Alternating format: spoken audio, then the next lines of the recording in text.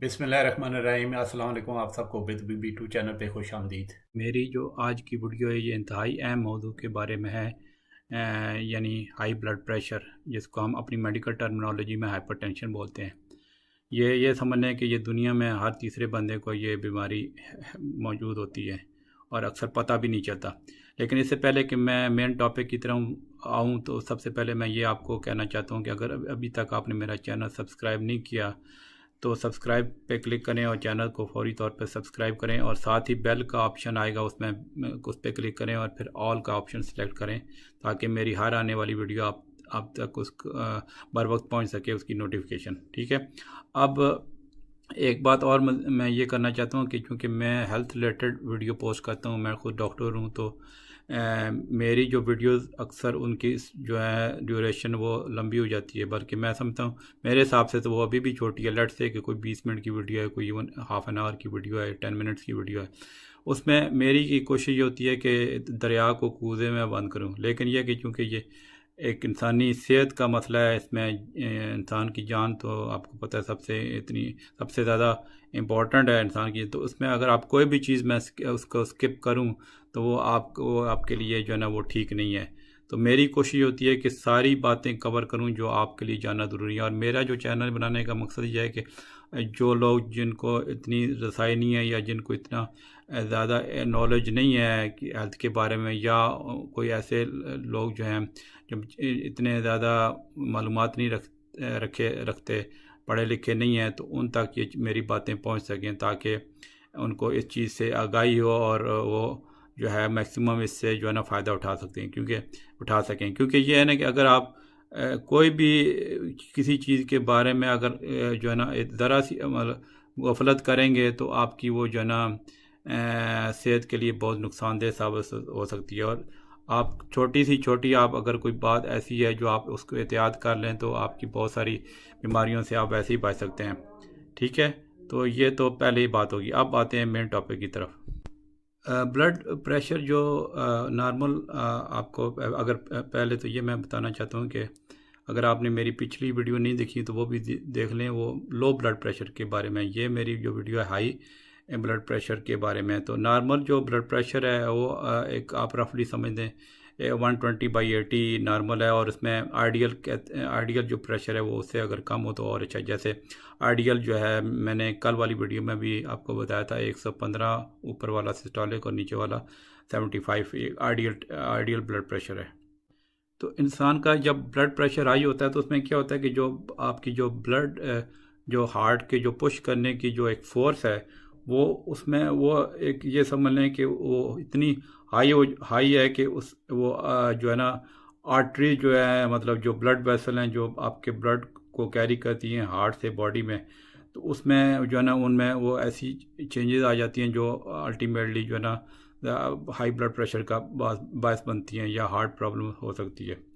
क्योंकि जो blood pressure है उसको हम कैसे डिटरमिन करते हैं कि आपकी जो है ना अमाउंट जो होती है जो आपका हार्ट जो है पुश कर रहा है ब्लड आर्टरीज में, और फिर आगे से जो आर्टरीज जो है जो ब्लड वेसल्स हैं उनकी रेजिस्टेंस पे जो है ना वो डिपेंड करता है। ठीक है। मतलब जो है एक तो अमाउंट ऑफ हार्ट जो है पंपिंग, और दूसरी ये कि आपकी जो आर्टरीज की आगे रेजिस्टेंस है। जैसे आप ये मिसाल ले लें कि जैसे एक पानी किसी पाइप से गुजर है, तो अगर पीछे से प्रेशर ज़्यादा आ रहा है और पाइप तंग है तो वो ज़ाहिर है ज़्यादा फोर्स के साथ बाहर आएगा। ठीक है। तो अगर ज़्यादा फोर्स के साथ आएगा तो अगर जो जिस चीज़ से पाइप से पानी गुजर रहा है अगर वो कमज़ोर है तो वो जो है उसको पाइप को नुकसान पहुंच सकता है। तो ऐसे ही आप ये मिसाल ले लें कि ये जो ब्लड प्रेशर का जो हाई ब्लड प्रेशर का जो मर्ज ऐसा ही होता है कि आपका पीछे से प्रेशर जो है किसी भी वजह से, जो मैं आगे डिस्कस करूँगा, कि हार्ट ज़्यादा पुश कर रहा होता है आपका जो ब्लड है, और आगे से जो आर्टरीज होती हैं वो नैरो हो जाती हैं, और जिसकी वजह से उसका जो एंड रिजल्ट क्या होता है कि ब्लड प्रेशर बहुत ज़्यादा हो जाता है। इस बीमारी में एक ख़ास बात नोट करने वाली है कि जो है ये कई सालों तक आपको हाई ब्लड प्रेशर मतलब हो सकता है, और जिसकी कोई इसकी अलामात नहीं होती हैं, और इससे इवन किसी अलामत के बगैर ही आपको ना या आपकी जो खून की नालियां हैं और उनको नुकसान पहुंच सकता है। और जो है आर्ट का जो जो जो जो वर्क है वो एक तरह का वो ज़्यादा हो जाता है। और फिर जब प्रेशर आस्ता आस्ता बढ़ता है तो फिर जो है ना उससे कई रिस्क जो है ना हेल्थ रिस्क हो जाते हैं। जैसे मिसाल के तौर पे स्ट्रोक हो गया या जो है हार्ट अटैक्स हो जाते हैं। तो ये जो है ना इसका ये एक तरह की कॉम्प्लिकेशन जो हाई ब्लड प्रेशर की होती हैं। तो इस वजह से इसका जो है ना अर्ली डिटेक्शन बहुत ज़रूरी है। नॉर्मली क्या होता है कि चूँकि बंदे को पता नहीं चलता और उनका जो है अंदर से सिस्टम ब्लड प्रेशर की वजह से कमज़ोर हो रहा होता है। तो अगर उसको अर्ली डिटेक्ट कर लिया जाए, ये इजीली जो है ना डिटेक्ट हो सकता है जब आप सिंपल एग्जामिनेशन करवाते हैं अपना डॉक्टर से, या कोई भी बंदा जो है जिसको ब्लड प्रेशर चेक करने का पता हो तो वो आपको चेक करके बता सकता है कि आपका प्रेशर ज़्यादा है। अब इसकी कुछ सिम्टम डिस्कस कर लेते हैं। जैसा कि मैंने पहले बोला, ये ब्लड प्रेशर जो हाई ब्लड प्रेशर है ये कई सालों तक बंदे को रह सकता है और आस्ता आस्ता और बढ़ता जाता है और इसकी कोई सिम्टम्स नहीं होती हैं। तो ये एक तरह की इसमें से डेंजरस बात है। इसलिए इस बीमारी को हम साइलेंट किलर भी कहते हैं कि बंदे को पता ही नहीं चलता और बंदे को अचानक जो है ना हार्ट अटैक हो जाता है, या फिर जो है ना स्ट्रोक हो जाता है, या कोई और कॉम्प्लिकेशन हो जाती है। क्योंकि ये अगर आप खुद से नहीं चेक कराएंगे अपना ब्लड प्रेशर तो ये जो है कई सालों तक हो सकता है आपको हो और वो आपको पता ही ना चले। अब जो सिम्टम होती हैं वो जो मेडिकल टर्म हम यूज़ करते हैं कि एसिम्टोमेटिक, मतलब बहुत सारे केसेस में कई सालों तक बंदे को कुछ भी नहीं होता। और इसमें यही जो है ना चीज़ काफ़ी मैंने जो अपने पेशेंट देखे हैं उसको उनको ये जो है ना एक तरह का वो अपने आप को धोखा दे रहे होते हैं कि वो कहते हैं जी डॉक्टर साहब हमें तो कोई अलामत ही नहीं है और तो हम क्यों दवाई खाएं ब्लड प्रेशर की। तो ये वहीं पे यही पेशेंट जो है ना अपनी आप सेहत को ज़्यादा उसको जो है ना ख़राब कर लेते हैं, क्योंकि ये आपके बॉडी में एक तरह का कंट्रोल गड़बड़ है। अगर आप उस एक हद से ज़्यादा जब ब्लड प्रेशर बढ़ा होता है अगर उसको नीचे कंट्रोल में नहीं रखेंगे तो ये आस्ता आस्ता कॉम्प्लिकेशन बढ़ती जाएंगी। फिर आपका डेंजरस जो है ना वो सूरत हाल हो सकती है और फिर आपकी जो है ना इसके जस्ट क्योंकि ख़तरनाक है इसकी कॉम्प्लिकेशन, तो इससे बंदे की डेथ भी हो सकती है। बहरहाल चूँकि मैंने सिम्टम्स की बात की है तो उसमें से थोड़ी बहुत सिम्टम, और वो भी उस वक्त होती हैं कि आम तौर पे जब ये बहुत ज़्यादा डेंजरसली हाई लेवल पे हो। जैसे मिसाल के तौर पे कुछ पेशेंट आते हैं कहते हैं जी हमें सर में दर्द हो रहा है, कुछ लोग मामूली सर दर्द की कंप्लेंट करते हैं, कुछ कहते हैं जी हमें सर में दर्द ज़्यादा हो रहा है, या कुछ कहते हैं जी हमें सांस लेने में थोड़ा सा मुश्किल हो रही है, सांस उखड़ता है, या फिर जो है कुछ कहते हैं कि जल्दी हम थक जाते हैं, पहले इतनी सीढ़ियाँ चढ़ते थे तो कुछ नहीं होता था, अब थोड़ी सीढ़ियाँ चढ़ते हैं तो थक जाते हैं। या फिर कुछ लोगों में नोज़ ब्लीड भी हो सकते हैं, जो नाक से जो है ना जो है खून आना शुरू हो जाता है। लेकिन जैसे मैंने पहले बोला ये जो सिम्टम हैं ये आम तौर पे एक बहुत सीवियर कंडीशन में या वो लाइफ थ्रेटनिंग स्टेज पे जब ब्लड प्रेशर चला जाए तो उस वक्त ये स्टार्ट होती हैं।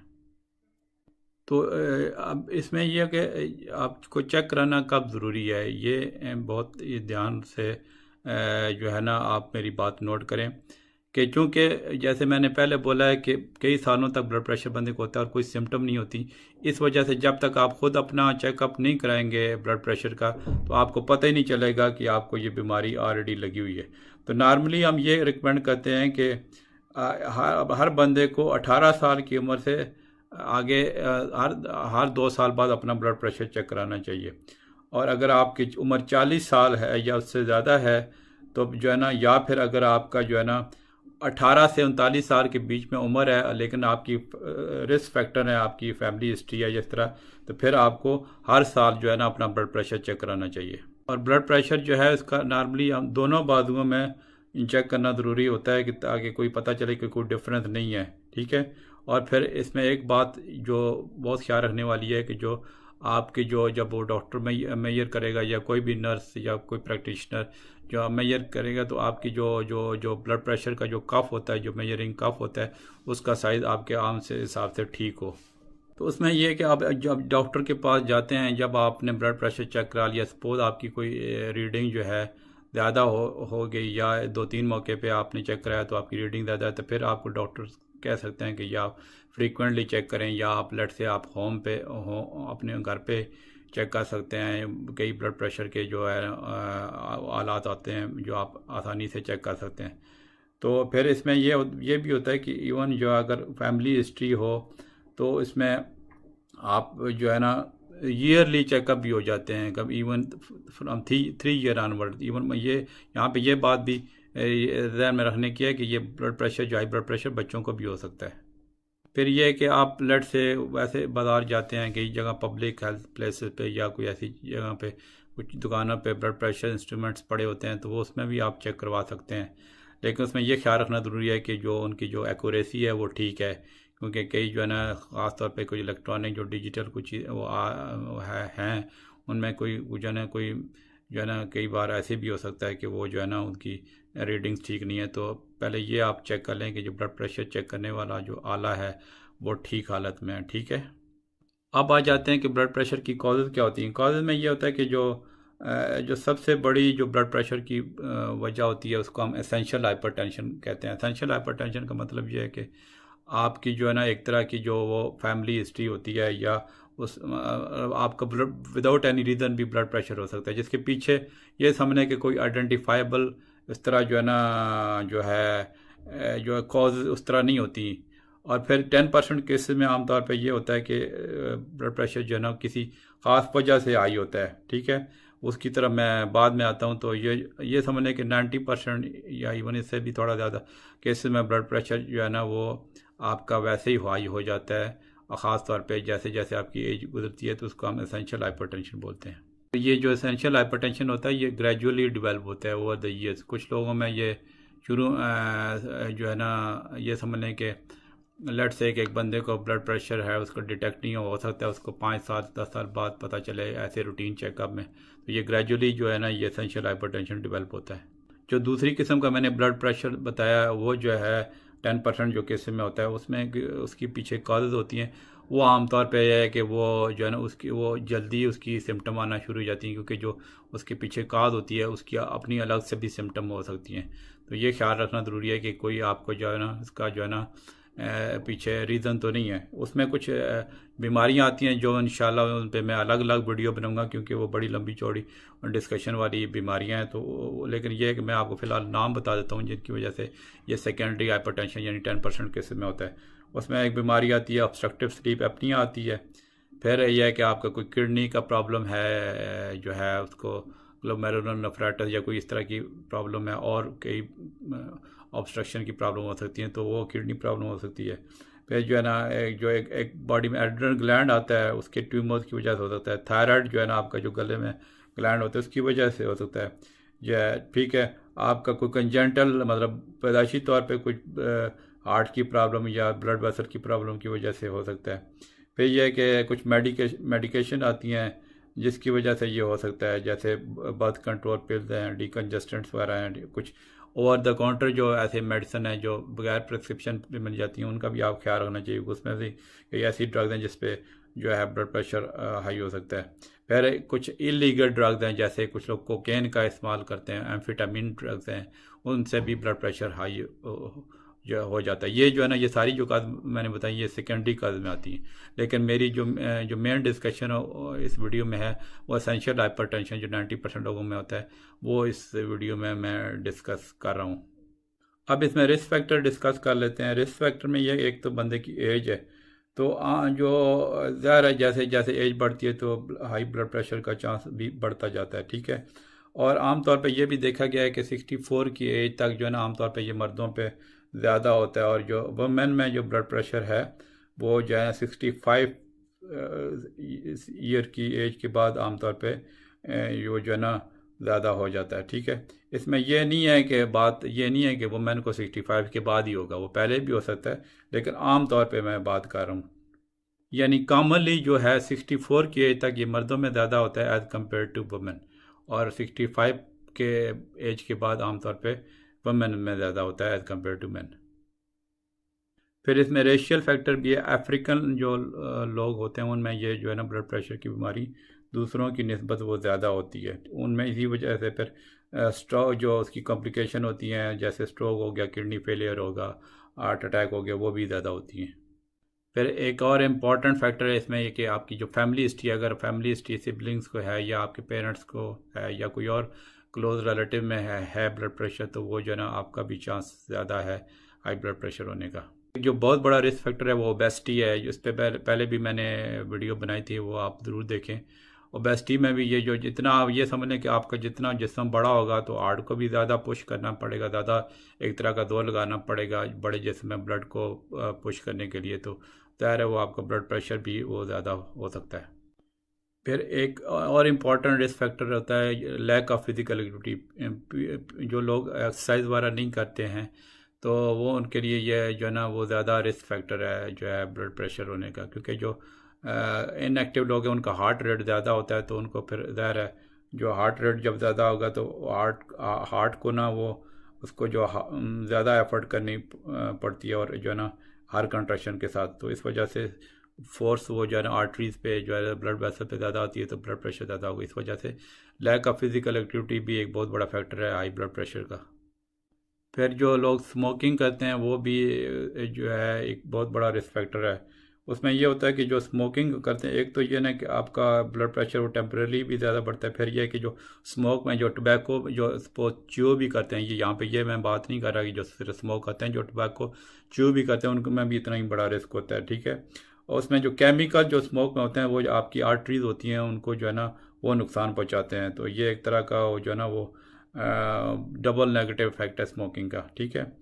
तो फिर ये कि उसमें जो पैसिव स्मोकिंग होती है वो भी डेंजरस है, यानी ये कि एक बंदा स्मोकर है घर में तो दूसरों को भी उससे धुएं से नुकसान पहुंचा सकता है, तो इस वजह से ये ना पैसिव स्मोकर वालों के लिए भी ये पैसिव स्मोकिंग भी एक रिस्क फैक्टर है हाई ब्लड प्रेशर में। फिर कुछ लोगों को जो है ना ज़्यादा नमक वाली ग़िज़ाएँ पसंद आती हैं, ख़ास तौर पे जो सालन में जब सामने पड़ा होता है तो ऊपर से और नमक डालते हैं, तो वो ज़्यादा वो एक डेंजरस बात है। तो जो लोग ज़्यादा नमक इस्तेमाल करते हैं तो उनको ब्लड प्रेशर जो है ना वो ज़्यादा होने का चांस होता है। फिर इसमें यह है कि अगर आपकी जो डाइट में पोटेशियम की कमी है तो ये भी एक रिस्क फैक्टर है, क्योंकि जो पोटेशियम होता है ना वो आपकी जो सोडियम है जो सेल्स में उसको एक तरह का वो बैलेंस कर रहा होता है। अगर आपकी डाइट में पोटेशियम की कमी है या आपका जो मेंटेन नहीं रखते, रिटेन नहीं रखते उसका पोटेशियम, तो उसमें ये होता है कि आपकी जो कि पोटेशियम की कमी है तो सोडियम जो है ना आपके ब्लड में ज़्यादा कमुलेट हो जाता है, जिस वजह से ब्लड प्रेशर हाई हो जाता है। फिर यहाँ पे वेस्टर्न कंट्री में जिधर मैं काम करता हूँ वो यहाँ पे एक और बहुत बड़ी प्रॉब्लम है कि अल्कोहल जो लोग ड्रिंक करते हैं वो भी एक बहुत बड़ा रिस्क फैक्टर है हाई ब्लड प्रेशर के लिए। फिर यह है कि किसी चीज़ का जो अगर आपको स्ट्रेस है तो उस वजह से भी जो है ना एक ब्लड प्रेशर का टेम्परेरी वो इंक्रीज़ हो सकती है। और फिर कुछ लोग स्ट्रेस को दूर करने के लिए खाना ज़्यादा शुरू कर देते हैं या टोबैको का स्मोकिंग शुरू कर देते हैं या फिर ड्रिंक करना शुरू कर देते हैं अल्कोहल, तो वो जो है ना वो एक तरह का वो आपके ये समझ लें कि इंसल्ट टू इंजरी और ज़्यादा नुकसान पहुंचा सकता है। फिर जो कुछ जो है जो बीमारियां आपके एसोसिएट जो लगी होती हैं क्रॉनिक बीमारियां देर तक जो है जो बीमारियां आपको लगी हुई हैं वो आपका रिस्क बढ़ा देती हैं। जैसे कोई किडनी की बीमारी आपको लगी हुई है, शुगर है, स्लीप एपनिया वगैरह है, तो वो उससे भी आपका जो है ना वो ब्लड प्रेशर और बढ़ सकता है। ब्लड प्रेशर जो है कुछ हामला ख़वातीन को भी जो है ना वो ब्लड प्रेशर हो सकता है। यहाँ पे एक ये बात जैसे मैंने पहले ऊपर शुरू में बताया कि जो है ना ब्लड प्रेशर की बीमारी जो है ये सिर्फ अडल्ट्स को नहीं होती, बच्चों को भी हो सकती है। ये जो है ना बहुत सारा ये एक तरह मिसकॉन्सेप्शन है कुछ लोगों के जहन में कि जी बच्चे हैं उनको तो कुछ नहीं होगा ब्लड प्रेशर, लेकिन उनके लिए भी रिस्क है। ख़ास तौर पे जो है अगर प्रॉब्लम जो है अगर उनकी फिर बच्चों में एक ये भी चीज़ होती है कि आमतौर पे सेकेंडरी काजेज़ होती हैं ब्लड प्रेशर के बढ़ने में। जैसे मिसाल के तौर पे कुछ बच्चों को जो है ना किडनी की प्रॉब्लम होती है, हार्ट की प्रॉब्लम होती है, ऐसे केसेस होते हैं और वो गलत डायग्नोज हो रहे होते हैं और जो है उनकी मुख्तलिफ डॉक्टर मुख्तलिफ ट्रीटमेंट कर रहे हैं, सही तरह डायग्नोज नहीं करते, तो ऐसे बच्चों को बहुत वो रिस्क हो जाता है। तो इसलिए कि बच्चों को आमतौर पे हम यही रिकमेंड करते हैं कि जो बच्चों को अगर ब्लड प्रेशर ज़्यादा हो जाए तो उनकी आमतौर पे पीछे सेकेंडरी काज होती है तो उनको आइडेंटिफाई करना चाहिए। जैसे किडनी वगैरह की प्रॉब्लम हो सकती है और या हार्ट की प्रॉब्लम हो सकती है, तो वजह से ब्लड प्रेशर हाई हो सकता है। इसकी वजह से बच्चों में एक और चीज़ सामने आई है कि जो बच्चे जो है जिनकी लाइफस्टाइल की जो हैबिट्स हैं वो पुअर है, मतलब जो इतने एक्टिव नहीं है, उनकी डाइट बिल्कुल अनहेल्थी है और मोटे मोटे होते हैं बच्चे, वो जो है ना वो भी हाई ब्लड प्रेशर की रीज़न हो सकती है। अब आ जाते हैं कि हाई ब्लड प्रेशर की वजह से क्या क्या कॉम्प्लिकेशन हो सकती हैं, ये जानना आपके लिए बहुत ज़रूरी है। अच्छा, उसमें ये होता है कि एक तो ये सबसे जो बड़ी जो रिस्क कॉम्प्लिकेशन होती है कि हाई ब्लड प्रेशर की वजह से हार्ट अटैक ये आ जाता है, या स्ट्रोक हो सकता है ब्रेन, जिसमें ब्रेन हेमरेज और वगैरह होता है, ठीक है। तो वो जो है ना, उसकी उसकी रीज़न ये होती है कि जो आपकी जो आर्टरीज हैं और जिसमें खून आपका सप्लाई हो रहा है, जो आर्ट से आ रहा होता है, तो वो उसकी वो जो है ना, वो उनके समझने कि वो जो है ना थिक हो जाती हैं, सख्त हो जाती हैं, ठीक है। और उनकी वजह से जो ना एक बीमारी होती है जिसको अथेरोस्क्लेरोसिस हम उसमें बोलते हैं मेडिकल टर्म में, तो वो हो जाती है, जिसकी वजह से ना हार्ट अटैक और स्ट्रोक का जो है ना बहुत रिस्क हो जाता है जब आपका ब्लड प्रेशर कंट्रोल ना हो तो।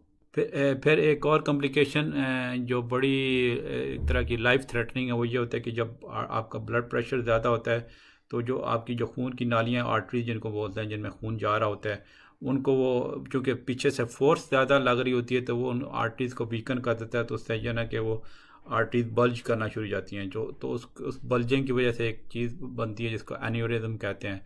तो एन्यूरिज्म अगर वो जो है आर्टरी वो फट जाए, जो है अगर वो, तो वो बहुत एक तरह की लाइफ थ्रेटनिंग इमरजेंसी हो जाती है।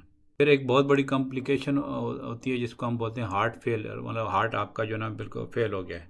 तो उसमें क्या होता है कि जब आपका जो हार्ट को एक तरह का जोर लगाना पड़ता है ज़्यादा रेजिस्टेंस के ख़िलाफ़, मतलब जो है ना प्रेशर ज़्यादा होता है, तो उसमें फिर आस्ता आस्ता क्या होता है कि हार्ट का जो है ना साइज़ जो है ना वो उसका बढ़ना शुरू हो जाता है। उसको कहते हैं जी आपका जो लेफ़्ट वेंट्रिकल हाइपरट्रॉफी हम अपने मेडिकल टर्म में बोलते हैं, उसकी यानी कि उसकी जो हार्ट की जो वेंट्रिकल की जो वॉल्व हैं वो बढ़ जाती हैं, ठीक है, क्योंकि ज़्यादा जोर लगाना पड़ता है हार्ट को, ठीक है। तो फिर यह है कि वो जो जब ज़्यादा मसल उसका थिक हो जाता है, तो उसको जो है ना और ज़्यादा क़ुव्वत लगानी पड़ती है पंप करने के लिए, ब्लड के लिए। तो अल्टीमेटली वो जब एक ख़ास हद तक तो बर्दाश्त वो कर लेता है, लेकिन अल्टीमेटली जो है ना वो एक तरह की जो है ना हार्ट का मसल जो है वो एक हिम्मत हार जाता है, तो फिर वो हार्ट फेलियर की तरफ सिचुएशन जा सकती है। फिर यह कि आपकी जो किडनी है, उनकी जो ब्लड वेसल्स हैं, वो जो है ना वो कमज़ोर हो सकती हैं और नैरो हो सकती हैं, जिसकी वजह से ना वो आपके जो आर्गन वो डैमेज हो सकते हैं, किडनी डैमेज हो सकता है, जिसकी वजह से वो फंक्शन जो है ना वो सही नहीं करते किडनी। इसी तरह जैसे किडनी में मैंने कॉम्प्लिकेशन बताई, इसी तरह अगर आपकी जो आर्टरीज जो है ना वो नैरो हो जाती हैं या टॉर्न हो जाती हैं आपके आँखों में, तो वो आपका जो है ना नज़र भी कमज़ोर होती है, नज़र बिल्कुल ख़त्म भी हो सकती है। फिर एक चीज़ होती है जिसको हम मेडिकल टर्म में मेटाबॉलिक सिंड्रोम होता है। इसमें ये होता है कि जो हाई जो ब्लड प्रेशर है वो आपका और भी बीमारियों के साथ लिंक्ड होता है। जैसे मिसाल के तौर पे आपके जो वेस्ट का जो सरकमफ्रेंस ज़्यादा हो, आपके जो है हाई ट्राइग्लिसराइड्स हो, मतलब जो एक कोलेस्ट्रॉल की किस्म होती है, जो बैड वाला जो कोलेस्ट्रॉल है वो अगर हाई हो, अच्छे वाला कोलेस्ट्रॉल जो HDL जिसको बोलते हैं वो कम हो, ठीक है, और उसके साथ इंसुलिन का लेवल हाई हो, तो ये एक मेटाबॉलिक सिंड्रोम इसको हम कलेक्टिवली बोलते हैं। तो उसमें ये होता है कि इसमें भी जो है ना आपकी जो डायबिटीज़ और हार्ट डिजीज़ और स्ट्रोक का ख़तरा होता है, क्योंकि ब्लड प्रेशर भी इसमें साथ हाई होता है। फिर इसमें एक और भी कॉम्प्लिकेशन सामने आई है कि आपकी जो ये जो है ना मेमोरी, हाई ब्लड प्रेशर हो तो आपका जो है ना वो आपकी जो मेमोरी जो है ना अपनी याददाश्त जो है ना वो भी कम कर सकता है, और अंडरस्टैंडिंग की पावर भी कम हो सकती है। तो ये भी एक बहुत इम्पॉर्टेंट बात ध्यान में रखने की है। फिर यह कि एक चीज़ होती है जिसको हम बोलते हैं डिमेंशिया। उसमें यह कि जब ब्लड प्रेशर आपका जो बहुत ज़्यादा हाई है, तो जो जैसे मैंने पहले बोला कि आर्टरीज जो है ना नैरो हो जाती हैं, तो उसकी वजह से कुछ ब्रेन के एरियाज़ को जो है ना वो खून सही तरह नहीं पहुंचता, तो वो जो है ना उसकी वजह से एक बीमारी कहते हैं, जैसे जो डिमेंशिया का एक इस पार्ट है उसको वेस्कुलर डिमेंशिया, तो वो हो सकता है, ठीक है। अगर हाई ब्लड प्रेशर की वजह से आपको स्ट्रोक हो जाए, तो वो भी ब्लड का आप जो है ना फ्लो उस एरिया में रोक सकता है जो ब्रेन का एरिया है, तो उसकी वजह से भी वेस्कुलर डिमेंशिया हो सकता है। अब आ जाते हैं कि ब्लड प्रेशर का डायग्नोसिस और स्टेजेस पे। तो नॉर्मली जब आपका क्लिनिक में ब्लड प्रेशर चेक किया जाता है, तो उसको ना हम 4 स्टेजेस में डिवाइड करते हैं। पहली स्टेज तो ये ना कि आपका जो नॉर्मल ब्लड प्रेशर जिसको बोलते हैं, वो अगर आपका 120 और 80, मतलब सिस्टोलिक ऊपर वाला 120 और नीचे वाला 80 हो, उससे अगर नीचे हो तो वो आप ये समझें कि आपको नॉर्मल ब्लड प्रेशर, मतलब आपको हाई ब्लड प्रेशर नहीं है। दूसरी स्टेज आ जाती है elevated blood pressure. Elevated blood pressure ये होता है कि आपका जो ऊपर वाला सिस्टोलिक ब्लड प्रेशर है वो 120 और 129 के दरमियान हो, जबकि जो नीचे वाला डायस्टोलिक प्रेशर है वो 80 से नीचे हो, तो उसको हम एलिवेटेड ब्लड प्रेशर बोलते हैं। तो उस वो जो है आम तौर पे ये वक्त के साथ साथ आस्ता आस्ता बढ़ता एलिवेटेड ब्लड प्रेशर जो है ना वो बढ़ जाता है, और अनटिल अनलेस कि आपने इसका कंट्रोल नहीं किया। तो तीसरे नंबर पे जो आ जाती है स्टेज, वो उसको हम कहते हैं स्टेज 1 हाइपरटेंशन। स्टेज 1 हाइपरटेंशन क्या होता है कि आपका जो सिस्टोलिक आई मीन ऊपर वाला जो प्रेशर है वो 130 और 139 के बीच में होता है, और जो जो डायस्टोलिक है, जो नीचे वाला ब्लड प्रेशर है, वो 80 और 89 मतलब 89 शायद उर्दू में बोलते हैं, उसके दरमियान होता है। I mean systolic blood pressure between 130 to 139 and diastolic between 80 to 89 millimetre of mercury.